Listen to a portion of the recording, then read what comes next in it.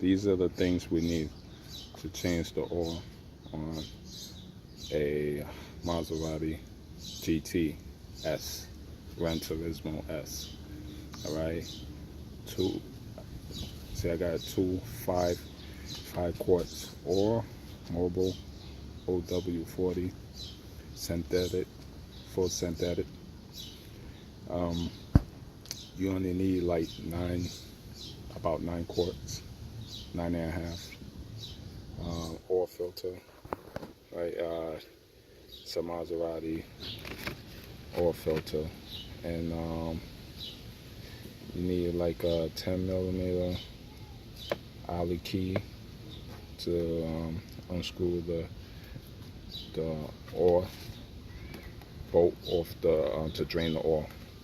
A 17mm socket, 10mm socket, and these this to take the oil filter off.